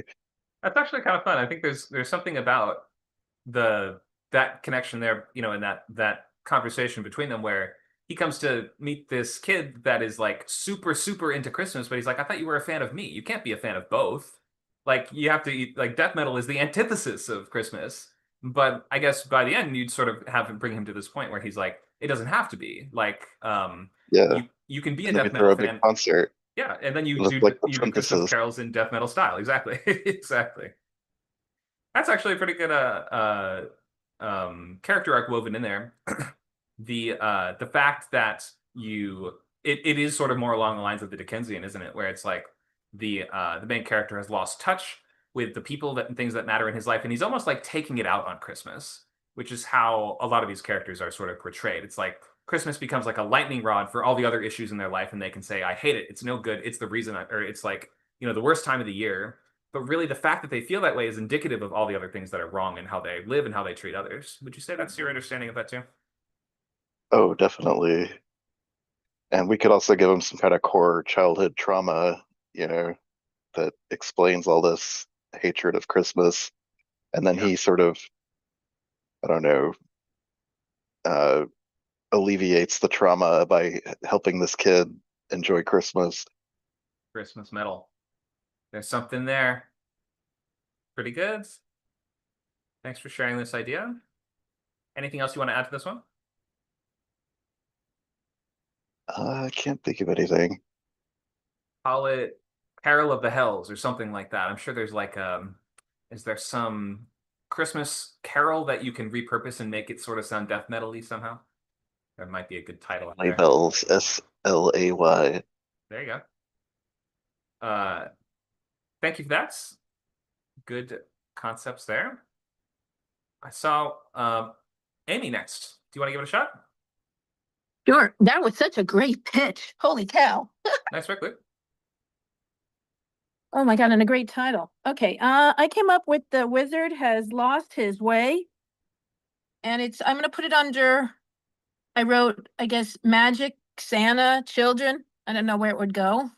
All good. But a wizard has lost his way and ends up becoming a new, maybe futuristic or better Santa. He travels and meets different groups of people. Maybe he can meet some children at an orphanage or school.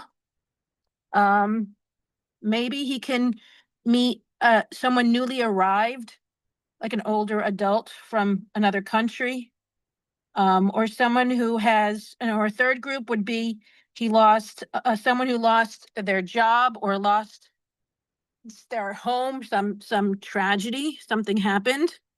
And this wizard is gonna maybe by meeting these three groups of people, he's going to think about what he's done in the past and how he can make himself better. All right. Thanks for sharing this. Can I ask a few questions just to clarify this one? Yes, ask away. Okay. So you say he's lost his way. I kind of thought you meant literally to begin with, but do you mean sort of like morally or like emotionally he's lost his way? Yeah, Okay. yeah. So what does that mean exactly? So like you're saying before he was like a happy and fulfilled person, but now he's not? Or what in what way has he lost his way? Maybe he's not, his magic isn't working, so he's lost like his magical touch. Okay. Wizard is starting to lose his magic. That sounds pretty urgent and like a good inciting incident. But how does this connect with him? How does he become like? Are you saying then he has to like use Santa to get his power back somehow, or is there a Santa in this world, or is there not? Yes, I think I'd like him to get his magic back and like be even do really great things. Okay, and was he doing great things before? Or are you saying this is like a new change for him? It's a change. Okay, and what motivates the change? Do you think? Um, maybe something that he did in his past. Maybe he performed a spell that caused harm instead of good. But if wait, but so we want to watch your character change over the course of the movie. So you probably don't want to make that backstory. You probably want to make that No, part of okay. the movie itself, right? So your catalyst in that case sounds like maybe your wizard makes a mistake. As a result, now people are mad at him or don't want him to be a wizard anymore, and maybe starts losing his powers. Does that sound how like what you're going for there, or do I have that wrong? Yeah, he can make a mistake. I'm open. Okay, Nothing is set in stone. okay. I'm just trying to So figure he out the can make a connection between. mistake and then Go ahead. he could become better. Okay, but so like the Christmas genre is about characters that over the whole story it's about them learning how to become better, right? They don't just become better in one scene. So you have to come up No. with a right. So the scenario that your character. So it sounds like you're saying he becomes kind of like a surrogate or replacement kind of Santa Claus, and decides Yes. to. Okay, so the question would And be he why. really becomes, instead of a wizard, maybe he becomes like a Santa Claus. Yeah. Okay. So you're gonna have to just connect some earlier events to make that make sense. So you could say, for instance, that when this wizard starts losing his powers, maybe he goes to Santa, meets up with Santa, and is like, "I want my powers Oh. back." And Santa could say, "Why don't you take mine?" Oh, Kind of a Santa kinda Claus cool. kind of situation. I mean, if you have a different idea of how to connect those things, I'm all ears. I'm just trying to like connect the dots so that we see how one thing leads to the next. No. Okay. So Right. if the wizard is losing his power and needs to, Santa is like a source of power, right? Who could give you more? Maybe he goes to the North Pole. Santa Yes. gives him a fraction of his own, or gives him the what is it like? Gives him the hat or something that allows him to like do Santa Yeah, I wrote stuff. that down, that he's going toward the North Pole. I put that down. He's eventually going to get to the North Pole. Okay, great. So you've got your first couple structural beats. First of all, we have to know what the wizard does normally. That would be like your first 10 or so minutes of the movie. The catalyst would, if he makes some sort of mistake or loses his mojo in some kind of way, we'd want to probably see that as the catalyst to understand why he's losing his powers now, unless it's a mystery about him trying to figure out why. In which case, by the end, when he reconnects with the generosity and spirit of Christmas, that's probably when he would get his powers back if you're following a very traditional structure. I'm sure you've seen stories like that. So once he gets the powers from Santa, that would sort of be your break into your second act, and now he is sort of like this replacement Santa Claus. So now we'd be watching your main character as he tries to do Santa type stuff, struggling with it, but ultimately this is where like the meat of your movie would be. So how do you see that sequence kind Maybe of there's playing like out? some magic spell that makes him a better Santa. He gets some like a different kind of spell or Okay, power. could work. Or if he was maybe if he was just a purely selfish wizard before who'd never heard of Santa, and now he's being presented with Oh. like this is like kindness and generosity magic, and he doesn't know how to use it. Could be kind of interesting to see him try to solve problems in his old ways, but now realize that the powers he's been given only allow him to do kindness as opposed to being a selfish, nasty wizard. Oh, yeah, that's good too. A selfish wizard You're trying to become yeah. more kind. Usually, if it's a Christmas story about a character that loses their way, then we have to see their sort of like we talked today a bit about all these miserable, cynical Yeah. characters. So Right, trying to find their way. Yeah. Right, right. So we have to, in order Like to the say a Scrooge. character, exactly. So if a character loses their way, we kind of have to know how they were before and what they're sort of trying to get back to, right? So that's why I was asking the questions about like what would those first 10 minutes be before the catalyst, and how does he actually like get those powers, and what does that mean for him? I know I'm asking a million I could questions. use all the help in the world. You know, I love you, Connor. You always make me think harder. So I totally, this is still new to me. Everything is new to me. You're doing great. And let's maybe just think of what the finale would be. So if Oh my gosh. Oh, if finale. Wow. yeah, You guys are so good. You're able to see your stuff. I cannot even, maybe that's why I struggle. I know I struggle with conflict. I know that's a problem. And I've yet to figure out the endings of things. I can't see it yet. that's okay, you'll get there. So usually when you're thinking of a good finale, you kind of think of like what's the craziest this could go? What would be an awesome set piece or a sequence where the character would have to prove the way that they've changed over the course of the story, and maybe in some, big visual kind of set piece, right? And that might be Maybe he's with Santa and he gets this great wish with Santa and everyone's there to see him. He makes some big grand, something moves within him and he gets the magic power back. okay, definitely. I could see that, especially if excuse me, especially if this whole, the question in the movie is like what is he supposed to do with his power, right? He has magic, but he hasn't been using it the right way. He hasn't been using it to make people happy. And then No. for the finale, I guess you'd want to bring him to a situation in which he either has the opportunity to use unchecked power, or like everyone like has lost faith in him that he would do the right thing, but you sort of have to find some other reason for him to say, I'm going to like learn Santa's lesson and learn how to be more like him. Right. So I want to learn from Santa. Yeah. right, right. Even if, and maybe to begin with, then you have to kind of go back and say, maybe to begin with, my character is really frivolous and exploitative with Santa's powers. Maybe at first he's like, what an idiot. He shouldn't have given me these. Now I'm just going to use these to rob banks and, go get drunk with my friends and have parties. You know what I mean? And then we Mm. sort of kind of have some fun with that. But then you start adding up the cost of that. And then by the end, it's like, oh crap. Santa said in order to use these powers, I would have to make the charity drive work and I'd have to deliver all these presents to these kids on this list. I only have a day to get that ready, and then we sort of see how he Right. struggles What with if I that. can't do it? Yeah. What if it doesn't Exactly. happen? Right, and maybe you could even lead your character to a point where, especially if it's like a question of power, often these stories end up in a place where by the end he sort of surrenders it and is like, I'm not worthy of it. Like you can have it back. I was using it wrong. I was irresponsible. But because they have that revelation, they're sort of rewarded by getting the power back, and we get to have your cake and eat it too. There's lots of good Okay. potential there. Could easily be like an animated movie like Rudolph, right? Okay, you can help me. I'll give you lots of credits and stuff. We could totally do this together. I'd be glad to Okay. share with you. Thank you. And That's the spirit of I hope it makes lots of money for all of us. God bless us, Let everyone. me give the money back to your camp. To your script. Yeah, we That's- generously give all the money to me. Help young writers like me, film There you writers. go. There you go. Exactly. We are. And we turn it into a book too, because we're writers. We turn it into a book. Yeah, we gotta tell it. We gotta retell and recap the legend for all time. Thank And you we're for gonna that. add some songs.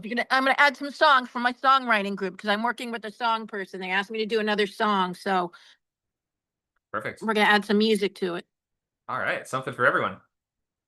Thanks, Amy. Yep. Thank you for having me. Of course. Hefty, do you want to be our last volunteer?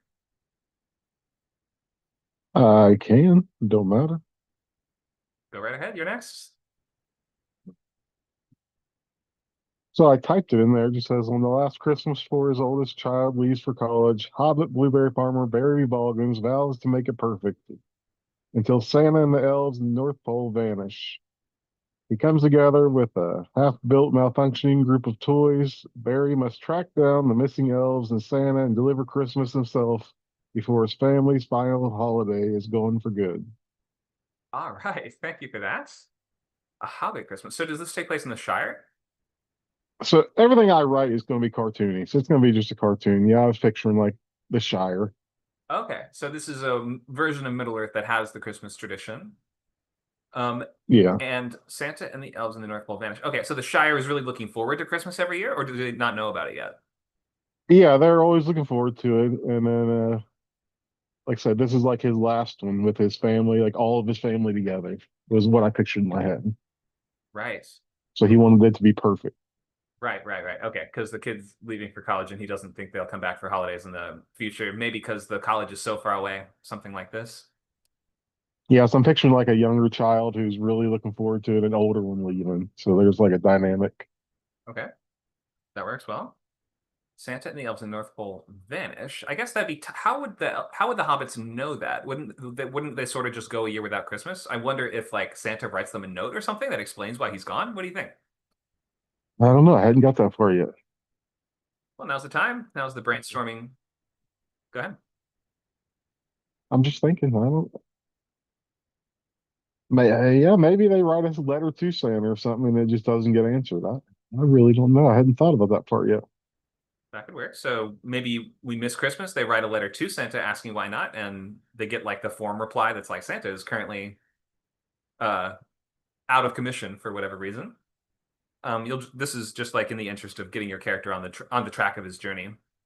So he comes together. You mentioned he comes together with a half-built malfunctioning group of toys. So Interesting. in my head, like Okay. they go up there to find the elves and Santa, and then all of a sudden there's just nothing up there. It's almost like a ghost town.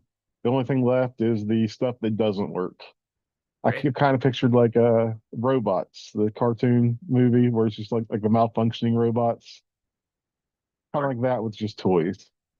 Okay, so he Barry goes to investigate. He goes to the North Pole to check it out and find out what happened Yeah. to Santa.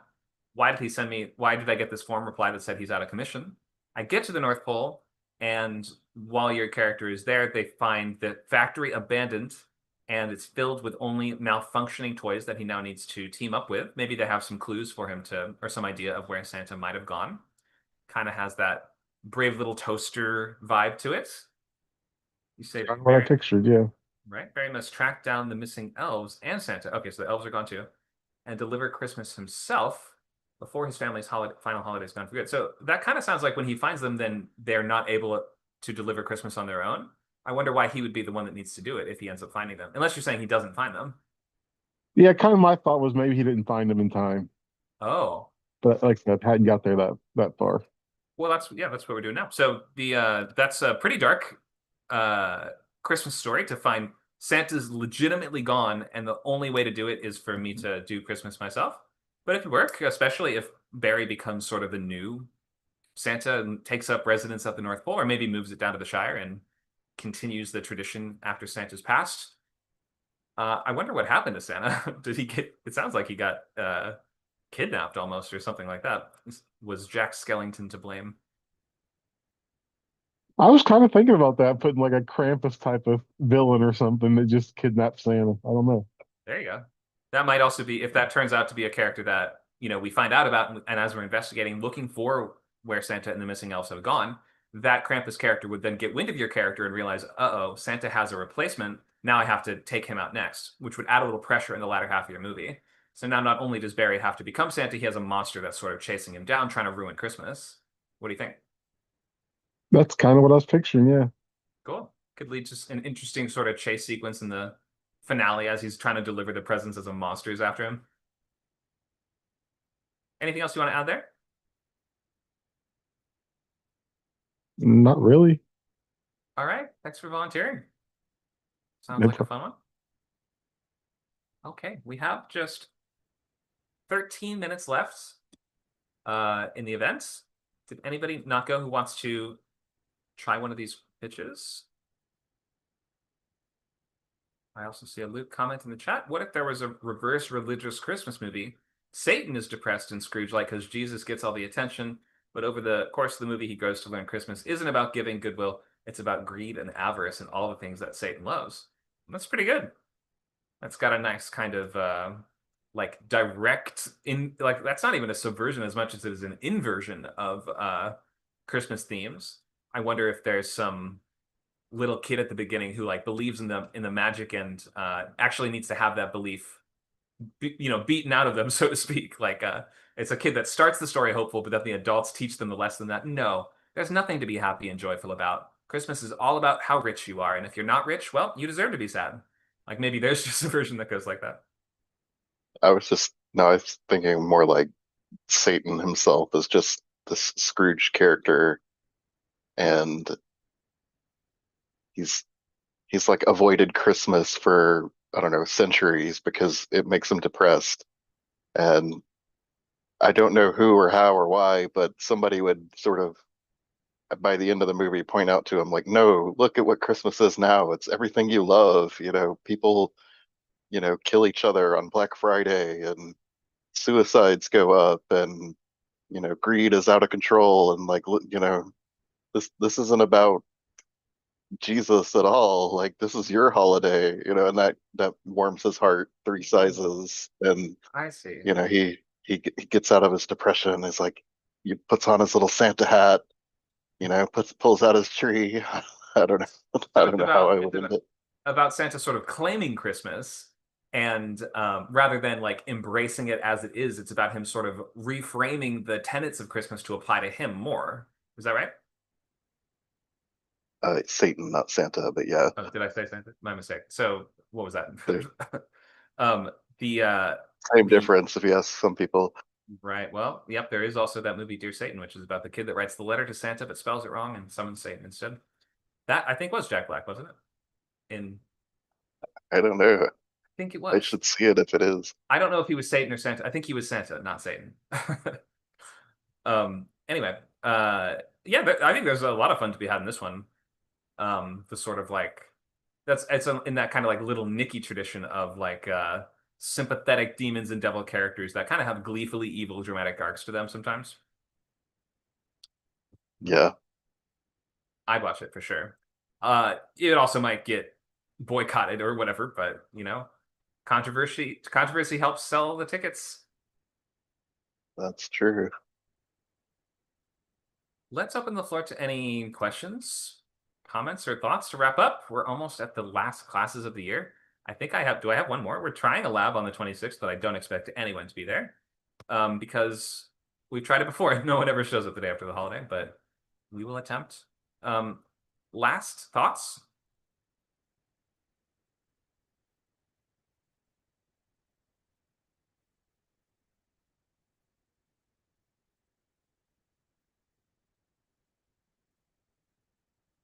Okay, we can wrap up for today. We have one event later today from members. We do have a lab session. That is from 3 to 5, which is earlier than the normal lab sessions. That has been moved to accommodate table read. We are pretty much through the boot camps for this year, but we'll be starting new boot camps next year.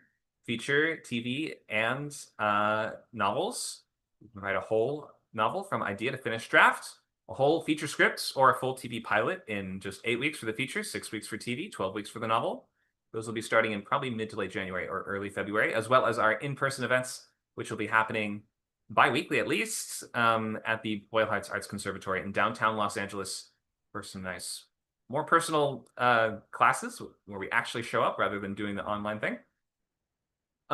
We will wrap up here for today. Thank you all for coming. Merry Christmas to all and to all a good night or whatever holidays you celebrate. And we'll look forward to seeing you more in the new year. Thank you. Happy holidays. Thanks, everyone. Good night.